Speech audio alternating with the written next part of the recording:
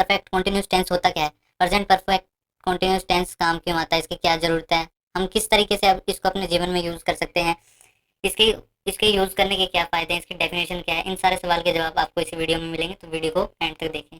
Second, video को शुरू करने से पहले हमने 50 दिन का यूट्यूब चैनल पर इंग्लिश स्पीकिंग का कोर्स बिल्कुल फ्री में अपलोड किया है। अगर आप उसके बारे में कुछ जानना चाहते हैं तो वीडियो का लिंक डिस्क्रिप्शन में है, जाकर देख लो। The present perfect continuous tense, duration from past until now, मतलब कोई काम पास्ट से चला आ रहा है प्रेजेंट में जो कि अभी भी चल रहा है, उसे हम past present perfect continuous tense कहते हैं उसे ही। जैसे I have been dancing since morning, मतलब मैं सुबह से नाच रहा हूँ। You have been studying for 5 minutes, मतलब आप आप 5 मिनट पहले से पढ़ रहे हैं।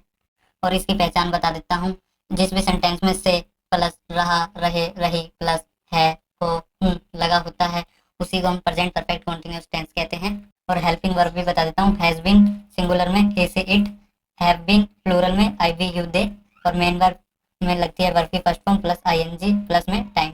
और इसका स्ट्रक्चर कुछ इस प्रकार बनता है, subject plus help, helping verb plus been plus verb की first form plus ING plus object plus time. इसमें सबसे पहले आपको टाइम समझने की जरूरत है, क्योंकि बच्चे ज्यादातर इस टाइम में ही कंफ्यूज होते हैं, फोर कहाँ लगा है, सिंस कहाँ लगा है। तो मैं आपको बताता हूँ सिंस और फोर कहाँ होते हैं। सबसे पहले सिंस, सिंस उस जगह पर लगता है। नेम ऑफ डेज, मतलब सातों दिन में से कोई से भी दिन का नाम हो, जैसे सोमवार, मंगलवार, बुधवार, इस तरीके से। नेम ऑफ मंथ, किसी भी महीने का नाम हो, जनवरी, फरवरी। नेम ऑफ ईयर, जैसे 1870, 1972, एक्सेट्रा। नेम ऑफ सीजन, मतलब विंटर, समर, एक्सेट्रा। कोई डेट दी गई हो, एग्जैक्ट टाइम दिया हो, जैसे morning, afternoon, evening, tonight, midnight, last night, yesterday, day before.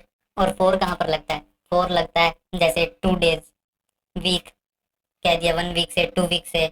और ऐसे ही मंथ में कह दिया 1 मंथ, 2 मंथ। ईयर में कह दिया कि 4 ईयर, 5 ईयर। सेकंड्स में कह दिया 2 सेकंड, 5 सेकंड। ऐसे ही मिनट में कह दिया 2 मिनट, 3 मिनट। मतलब एग्जैक्ट टाइम नहीं बताया, उसमें हम फोर का यूज करते हैं। जैसे लंबे समय के लिए भी करते हैं हम इसे, कुछ दिनों के लिए भी करते हैं, एक्सेट्रा।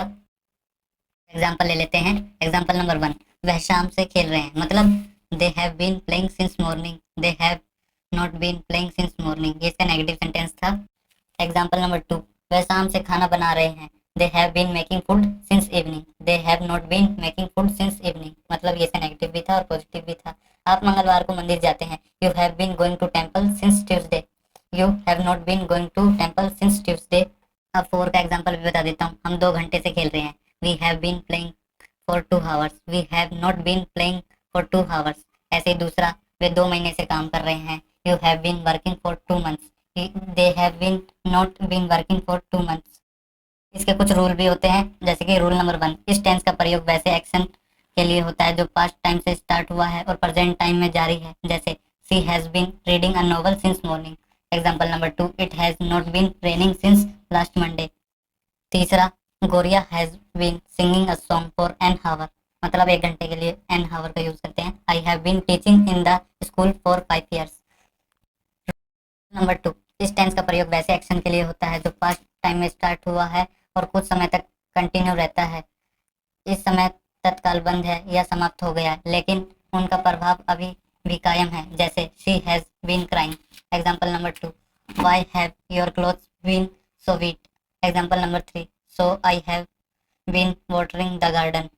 इसी तरीके के एग्जाम्पल अगर आपको और भी चाहिए तो आपको वीडियो डिस्क्रिप्शन के लिंक में मिल जाएगी, उनमें 500 एग्जाम्पल का कोर्स है, आपको वहीं पे मिल जाएगा, तो आप वीडियो को देखें पूरा।